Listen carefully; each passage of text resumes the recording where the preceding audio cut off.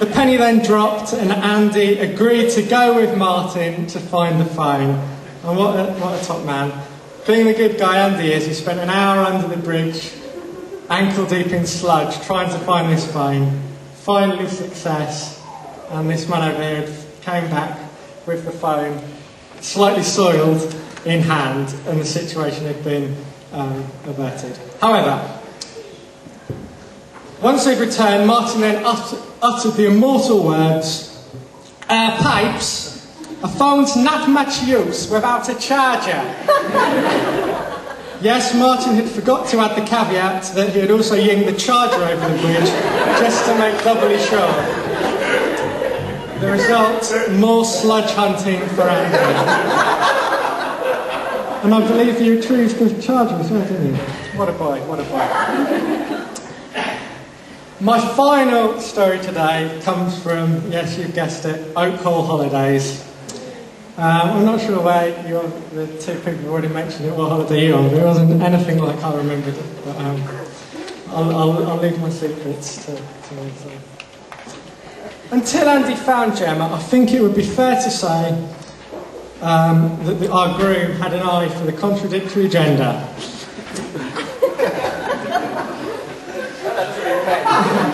No, contradictory trust. Good. That's later in the speech. Now, those of you who are unfamiliar with how courtship works in Brethren assemblies, basically, at the age of 25, if you're not already married, you're given two options. One, become a missionary.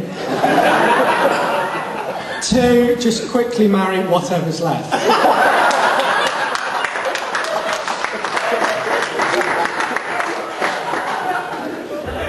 Andy, not overexcited by either option,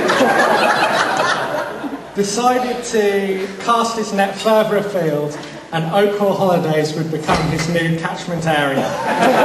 A large grin was to be found on Mr. Piper's face when we found within half an hour of being on our first Oak Hall holiday, I'm sure Andy remembers, to Italy. More of the experienced travellers said that Oak Hall Holidays is also known as 1830s for Christians, and perhaps more aptly, single and desperate holidays. On the majority of our trips, Andy was most definitely both of those. Thus, whenever ladies were in the vicinity, Andy acted like a midget at a urinal and stayed on his toes.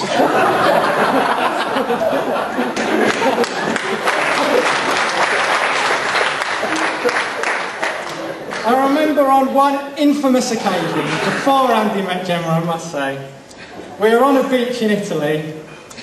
After an hour or so of small talk with a young lady that Andy had his eye on, Andy announced and gathered up his catch, and he said to everyone, and I quote, "We're just going to have a look at the pedlos." They then walked off hand in hand into the distance. Now this must have been an extremely detailed examination of the pedlos in question, as Andy and the aforementioned female did not return for around 2 hours. A pedalo enthusiast. However, after numerous failed attempts to find a permanent companion, perhaps it was destiny that meant Andy would find his future wife on an Oak Hall trip. And as we know, it all happened in Spain. Now, from previous experience, I knew Andy's advances to women were normally about as well received as a group hug at the World Albino Sunburn Championships.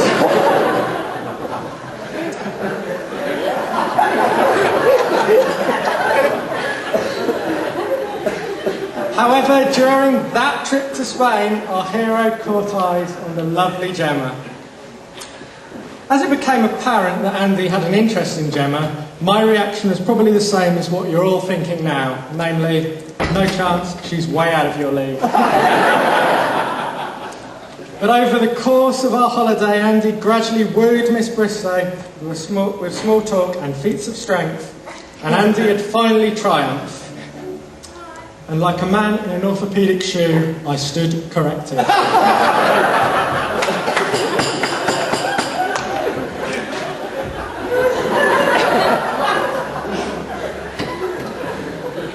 The point I realised that this was the real deal between Andy and Gemma was when Andy, boy racer Piper, traded in his black Punto HDD for a clapped-out Mini Metro. I also noticed a change in Andy when previously, before he met Gemma, he would liberally waste money on mountain bikes, wetsuits, power bars. He suddenly stopped spending money completely as he prepared for marriage and gradually became as tight as a 2-year-old pair of Johnny Sims's trousers.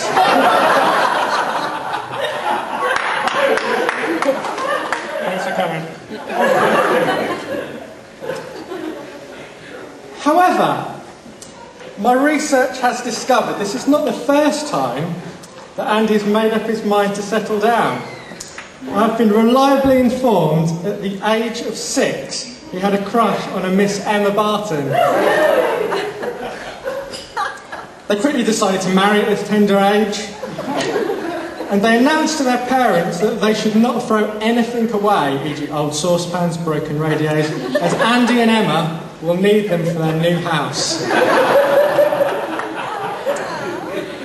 What could have been, hey?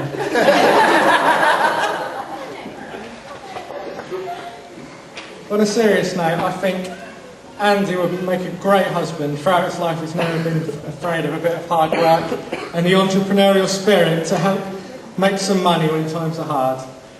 From an early age, he would sell homemade cakes from his lunchbox.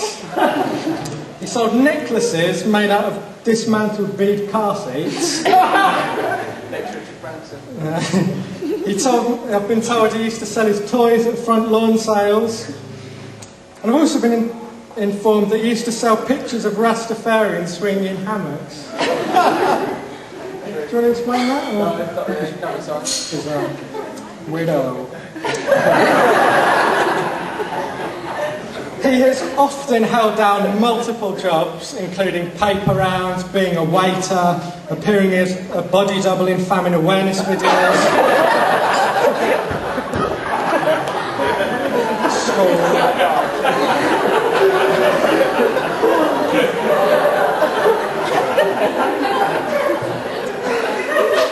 School cleaning, and perhaps the job that most suited his level of intellect, making ear tags for cows during a footy match.